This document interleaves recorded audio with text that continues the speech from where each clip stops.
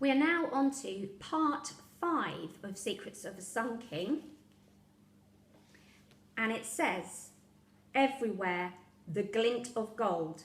Howard Carter, archaeologist. Chapter 22.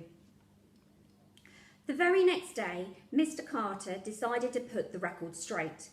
He offered Mrs. Mendoza and Alex an exclusive interview, the only condition being that no children should be present. I was very glad to hear it, frankly. I'd had enough of his stories.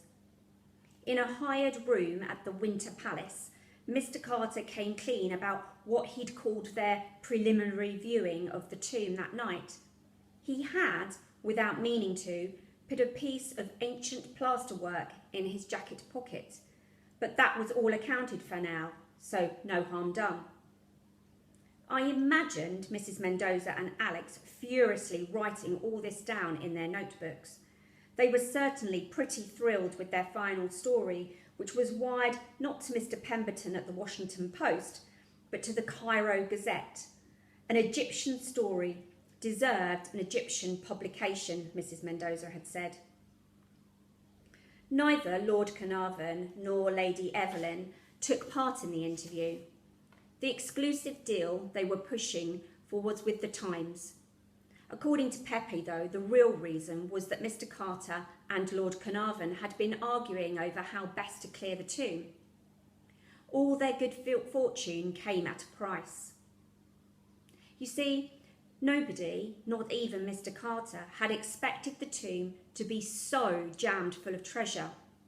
Bizarrely, by being such a rushed, unroyal-looking grave, Tutankhamun's official resting place had remained untouched like no other tomb before it, not even Kiki's. Mr. Carter was very confident that when they opened the inner chambers, they'd find the young pharaoh's remains intact. We kept quiet about that. Suffice to say, the story in the Cairo Gazette made life difficult for Mr. Carter.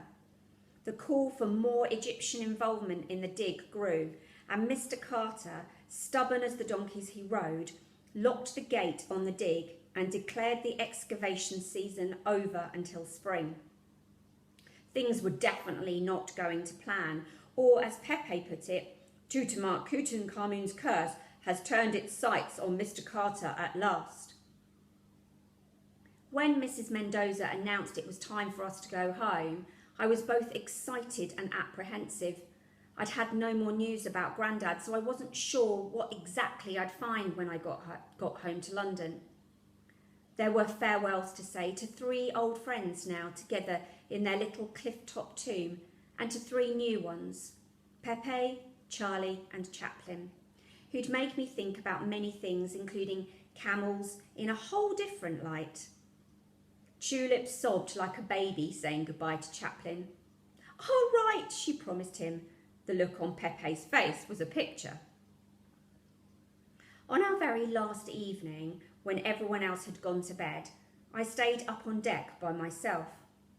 As I lay there, listening to the river lapping gently against the boat's hull, I heard a rustling coming from the reeds on the riverbank.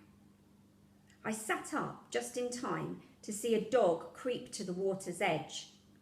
It was only a couple of feet away, close enough to touch. I could see it wasn't a normal dog. It was bigger and quieter than the strays from the town, and its ears stuck up on the top of its head like the Anubis on Kiki's jar. I wondered if it might be a jackal. I hoped it was. It felt right that it should be somehow.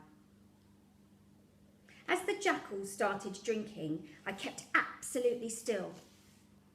Then it heard something in the distance and its head went up. It saw me watching it. For the tiniest moment, we stared right at each other before it turned its tail and vanished. I like to think it was a sign that the gods of ancient Egypt were protecting Kiki.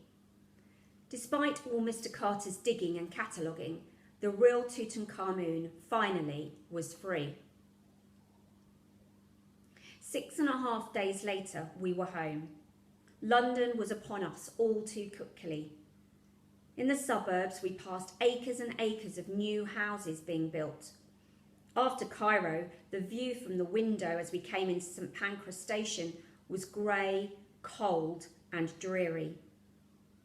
Yet there were Christmas lights twinkling prettily in all the shops, and a definite coziness to all the lamp-lit windows and smoking chimney pots. Dear London, how I loved it. I was glad to be back. Mrs Mendoza had wired ahead to say we were returning, and there they were, both Mum and Dad, waiting at the ticket barrier. They had on their best coats and hats, and their faces when they saw me coming made me well up with tears.